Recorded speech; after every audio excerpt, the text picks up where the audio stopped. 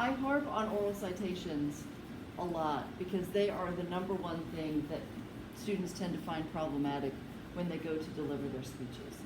It's awkward, it's not something you usually do, and it's a big part of the grade of the speech. So it's essential that you practice integrating these into your speech. But the other part that's a big part of the grade is not just that you say these things when you first introduce a piece of evidence, but that you don't offer me a slew of information that's from a source and you don't tell us what the source is. So like if you go on for a minute or two and you're giving me all this stuff that I know didn't come out of your brain alone without the help of some source material, and I don't hear any cites, that will really, really hurt your grade. So it's extremely important that you, every time you're using something that you got from somewhere else, you tell us where you got it. Now, when you first introduce a source, if you say, according to staff writer Sally Brown from CNN on July 4th, 2020, thereafter, when you mention Sally Brown's evidence, you could say, CNN goes on to say, or Ms. Brown goes on to say in CNN. So you don't have to say all four things every time, okay? But oral citations are a bear, and I really want you to get them right. So part of your assignment for this next week is working with oral citations. So let's look at the weekly folder for this week. And last week, if you saw, first we'll start there. All of this works together to help your informative speeches. If I could find the weekly folder, that'd be great. There they are. So last week's assignment, which I obviously did not make do for everyone's sanity, it's twofold. The first is a discussion of chapter 5. And do you remember when we talked about being literate with the information that you find? These are ways to evaluate source material to decide if it's legitimate or good or not. What's the P stand for? Point of view. Is the source biased or not? Interestingly enough, this is from chapter 3, I think, being ethical.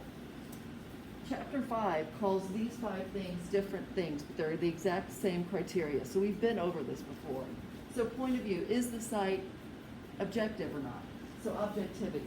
These are 5 criteria for evaluating web material that the chapter 5 discussion is asking you to evaluate.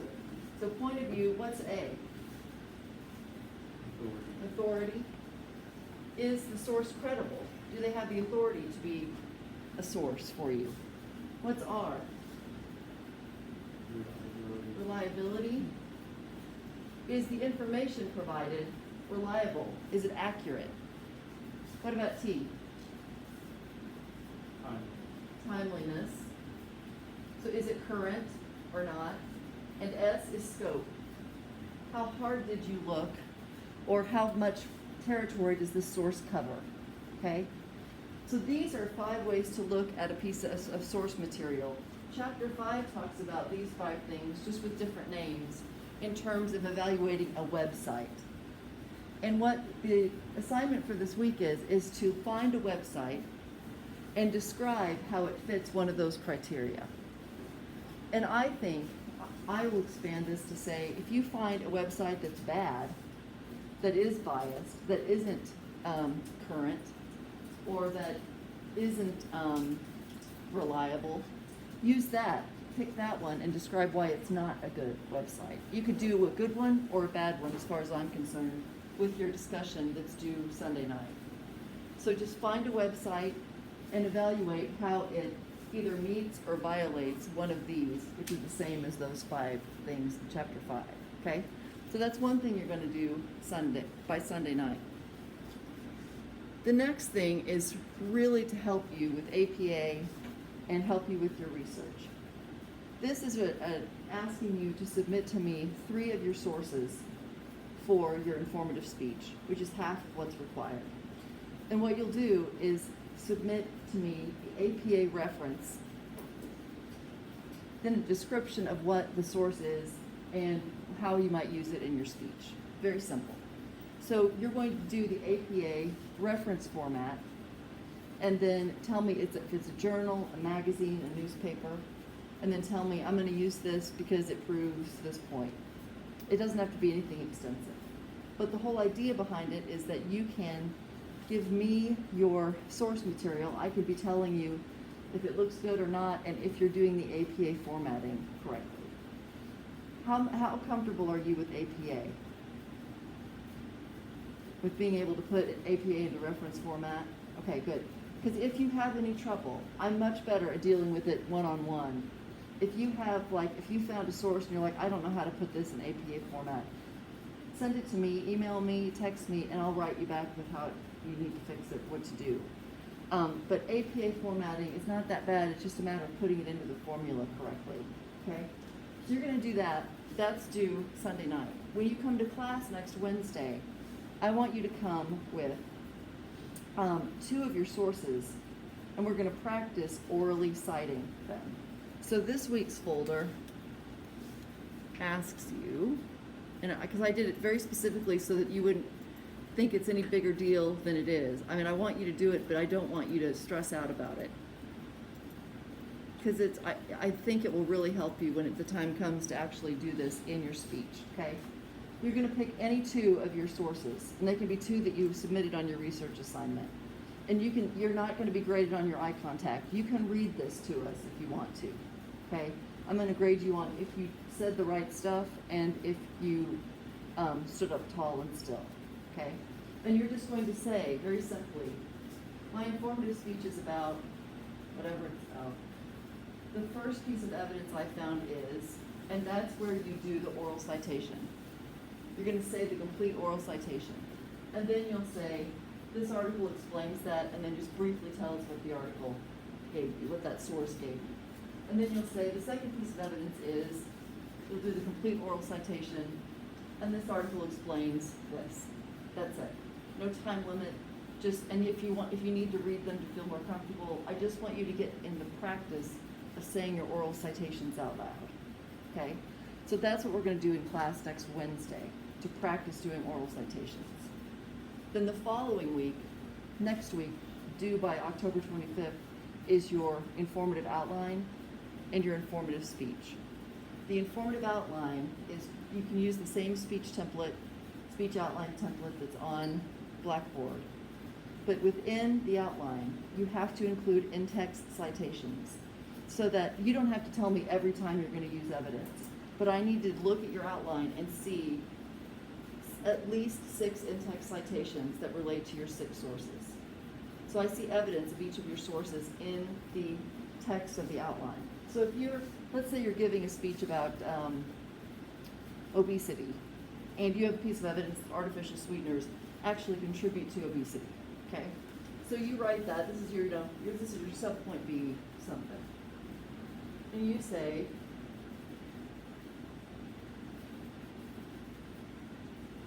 artificial sweeteners lead to obesity. And you got that from Smith in 2020. And I'm not trying to insult your intelligence. If in-text citations are second nature to you, that's great. But just to be clear, APA requires the author's last name, comma, and the date. And you put it within the sentence. So you just put the period, and you do that whether or not you're including a direct quote or not, even if you're paraphrasing. So when I look at your outline, I'll be able to see evidence of each of your 6 sources in the outline. Then at the end of the outline, you'll include an APA reference page. And if you have any trouble with that, go to the Purdue Online Writing Lab, because it is a dream come true and it will help you find whatever you need for APA. Okay?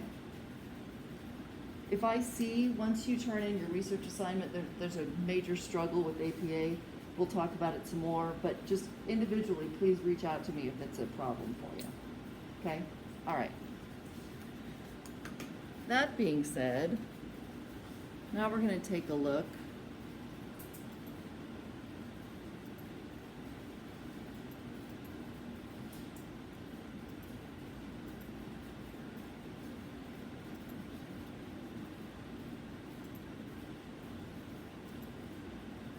at some pieces of evidence and you're going to see, I hope, and be able to evaluate if it's a good piece of evidence, what the oral citation is lacking or not lacking, and look for if it's an adequate representation of what a good piece of evidence would provide. Okay? So here we go. The first one.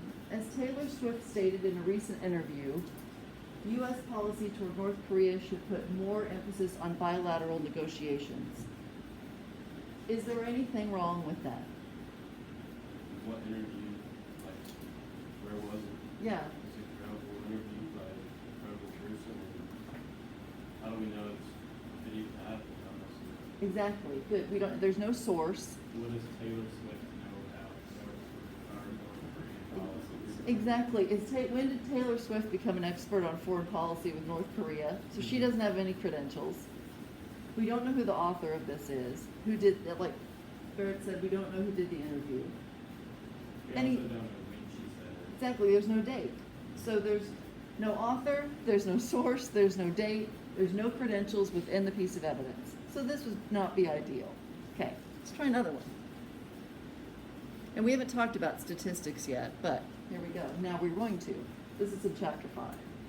According to the New York Times Almanac, which doesn't necessarily have or need an author, okay, California has the largest Native American population of any state in the Union, 421,346. Arizona is second with 294,118, and Oklahoma is third with 287,124. Any problems with that? No date. There's no date. Anybody else?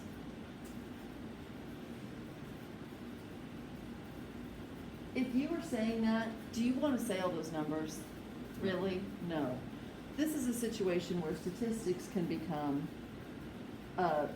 like they numb your audience. So what would be better would be to round to the nearest 1,000, maybe. So you're saying around 421,000, and then Arizona is second with 294,000, Oklahoma with about 287,000. It's ethical to round as long as you aren't round. Like if I said California's most with almost 500,000, well that's not true. So you don't want to adulterate what it means, but you don't want to say all the specific numbers because people just glaze over when you do that. And so there's no date, but other than that, you know. Also, I mean, if you were using this today, 2011 is a little dated. I mean, they don't say it out loud, but we know it's here.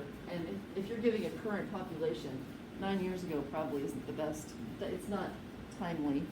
Okay? Another one. I don't know why rental car companies don't like to rent to people under the age of 25. My friends and I drive a lot, and none of us has been in an accident. That's really nothing. Yeah. It's just, yeah. I mean, there's no scope. There's no reliability. This kid has no authority. And it's his own personal experience. So not the most credible. Is it objective? No. Okay. And we have no source, no date. Okay. He's got a point though. They don't like to rent people under No, they 25. don't. And if you do, you've got to pay through the nose. Bad. When I was a debate coach, I started when I was 22, and I was driving kids all over the place. And I mean, we had to pay so that I could rent until I finally got to 25. And I think it's unfair. You're being discriminated against, Yeah. don't you think? Me and a couple of my friends went to Daytona last summer Yeah. for our senior trip, and we were looking at renting a vehicle while we were there, and it was ridiculous. We ended up Ubering everywhere, which was super expensive too, but it Yeah. was still less than renting a vehicle for a couple days. Yeah. Jeez. Good point. Okay. In a random survey conducted last month among people visiting Las Vegas casinos, 96% of respondents oppose limitations on gambling in the United States. Clearly then, the American people oppose such limitations. Any problem with that? There's no credibility, really. No. It If you're, doesn't even offer, it's just a random survey. yeah, we don't know how many people were surveyed. And I'm telling you, if you're going by a bunch of grandmas at the slots, they're not gonna say we should limit gambling in the United States. So the survey pool is polluted. That's also a pretty, like, they're really trying to stretch that out. People visiting Las Vegas casinos don't, like, oppose them. But Right. then it's like, so all American people. Right. Like, you're interviewing, like, people who already gamble, so. Yeah, which is another way of really using statistics unethically, right? So there's no date, no author, no source, and it's definitely biased. Okay, good.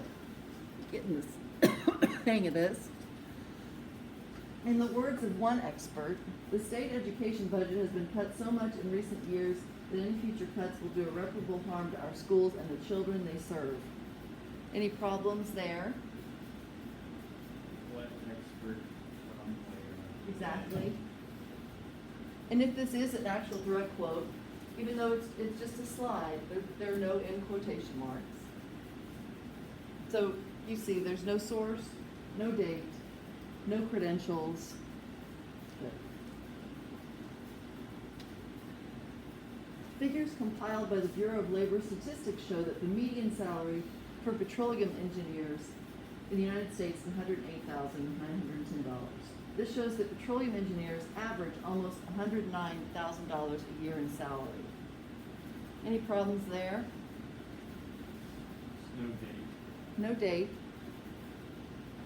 I'm not a statistician, but median and average are not the same thing. So it's misrepresenting what that means. Good. One more. According to a study by American Airlines, passenger satisfaction among frequent flyers is growing each year. It's very vague. Yeah, and who did the study? An airline. Yeah, are they gonna say that things aren't good? Probably not. So it's biased. Again, no date, no source, no author. So you're beginning to see the picture of what a good oral citation, good evidence should look like, I hope. Okay. Yay, that's good. Then let's talk about Chapter 5. And here's the thing about Chapter 5, and I know I probably get redundant when I say this, but we've covered just about everything in Chapter 5 in other chapters. But this kind of puts it together and talks about research and finding good support for what you're saying in your speech. So, and we've talked about this too, when you are given a topic or an assignment and it includes research, what do you do? Where do you go? Online database. Okay, do you usually do you go to the Missouri State website, to the libraries page and go to the databases? How many of you use EBSCO regularly? JSTOR, anybody? It's a journal source, database. Nexus searches news. How many of you who doesn't go to Google, right? Google can produce some great stuff. It doesn't just produce websites. You can get really good things with Google, but you do have to sift through a little bit more so that you are getting good, authentic, helpful resources. Okay, what is the difference between a primary source and a secondary source? Anybody? Yeah, Taylor. Primary source, like a journal, like a newspaper, something that's written Yeah. from that research, and then secondary source is like they're writing about that. Exactly. Primary is like a first-hand account of something. It's an eyewitness. Like if you had an eyewitness account, a journal of someone at Ground Zero on 9/11, that journal would be primary. If I read an article about that person and their journal, that's secondary. See the difference? Okay, just need to know the difference between those two. What about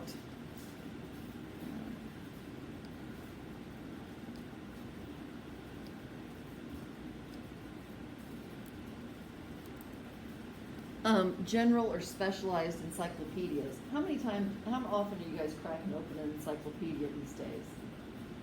Not fair. I mean, did any of you even have like actual book encyclopedias in your homes or anything? No. Why would you? Right? But you know a general encyclopedia, and I'm just covering this because it's in chapter 5. General encyclopedias are like the World Book, Encyclopedia Britannica. They cover all range of general topics. Specialized encyclopedias are like Encyclopedia of Human Anatomy, Encyclopedia of Taxonomy, Encyclopedia of,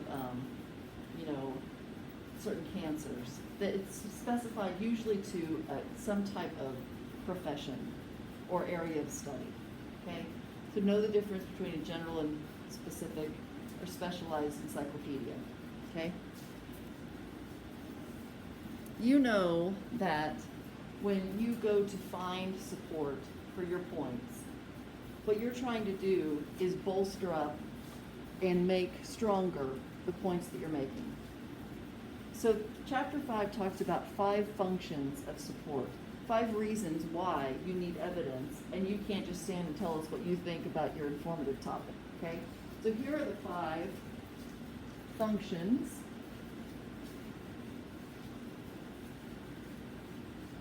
of support, okay? The first is that support is specific. So it's one thing for me to say, the hurricane was really bad. It's another thing for me to say, this number of people were killed, this amount of economic loss took place, this number of homes were destroyed. It makes it more specific rather than vague and kind of general. So good support should be specific, okay? The second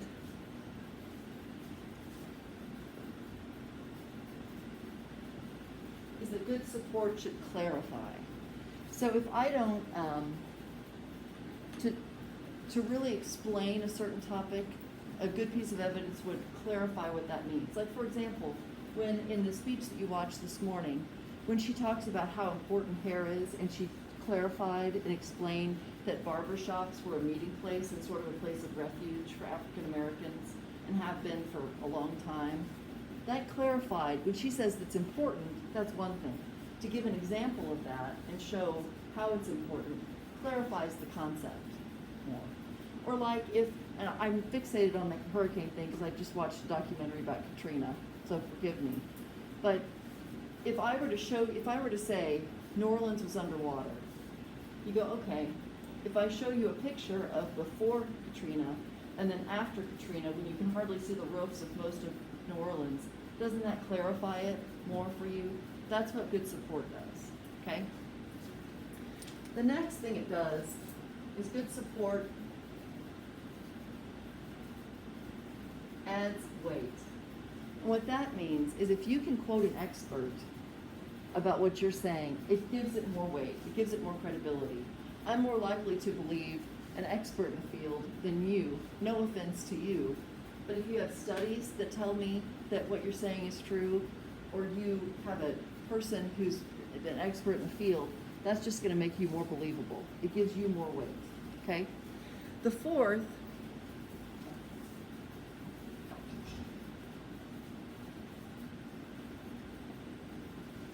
is that it's appropriate to your audience. So like, let's say you're doing an informative speech on medical examiners, okay?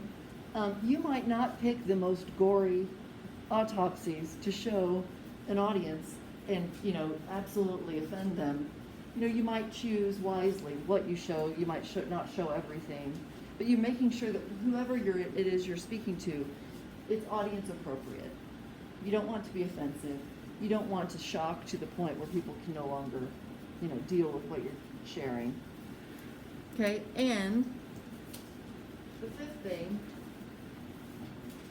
support does is it creates interest. It's interesting to listen to. It's memorable. It plants some kind of seed so that whatever it is you're talking about relates to the audience and is also interesting, specific, clear enough that the audience is interested in it. So those are 5 functions of support. So let's talk about types of support.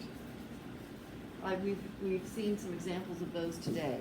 What are the main types of support you'll find to back up the points you're going to make?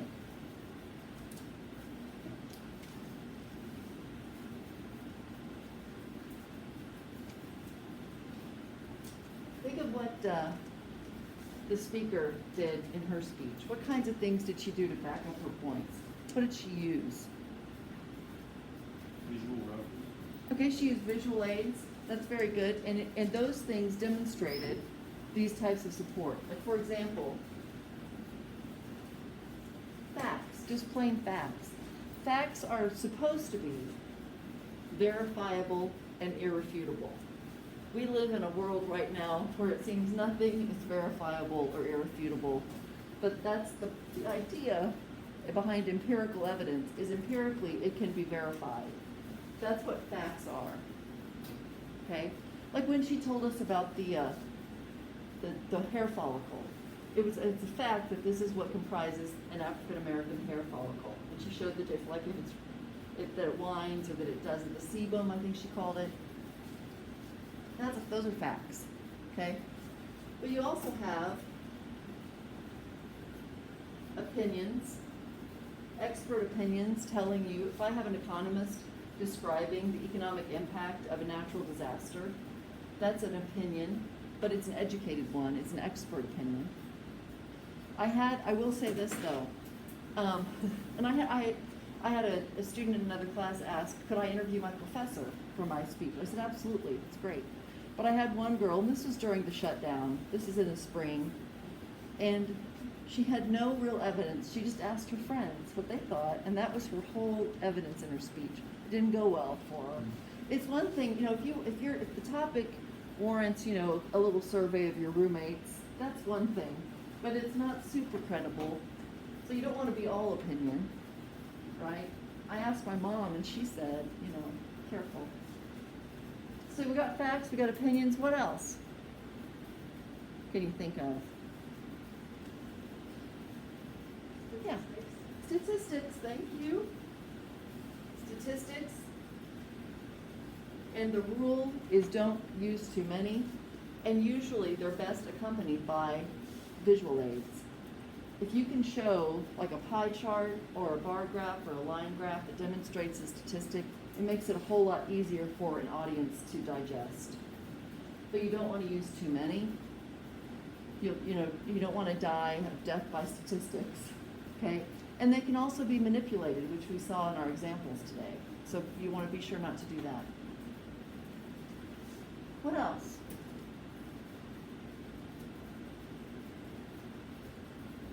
How about examples and stories? She provided a lot of examples and stories. The very thing that I did today, where I showed you examples of bad oral citations, that made it clearer to you, I hope. I hope it provides some clarity. But it demonstrates what you're talking about.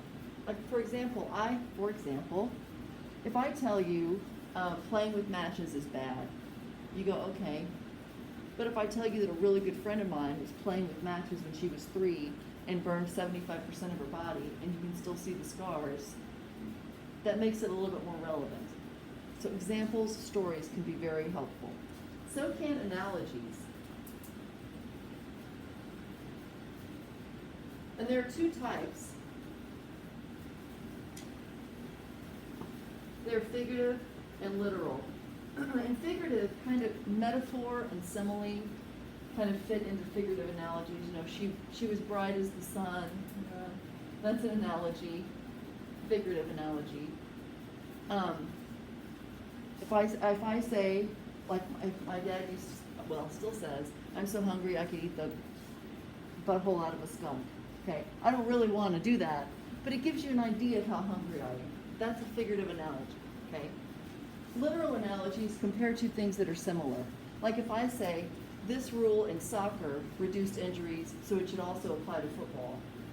Or if I say, air quality regulations worked in California, so they should also work in New York. That's literal analogy. It's comparison. That's what you want. Comparisons can be really helpful. Okay? So those are types of support. Make sure, if you do use examples, that if they're hypothetical, you tell us. Don't make stuff up and pretend it's real and lie. That would be unethical. You want to make sure that you've got credible types of support, and that's where looking for point of view and reliability and authority all come into play.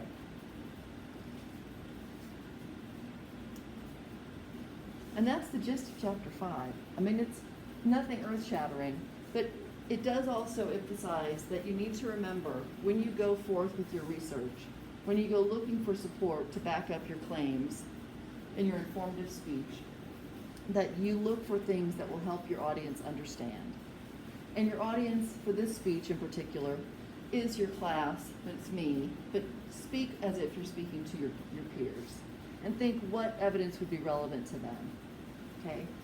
Also be thinking about what best organizational pattern is good for your speech. Should it be chronological? Should it be spatial? Should it be topical? Should it be problem solution, cause and effect? You remember going through all those. We did that weeks ago.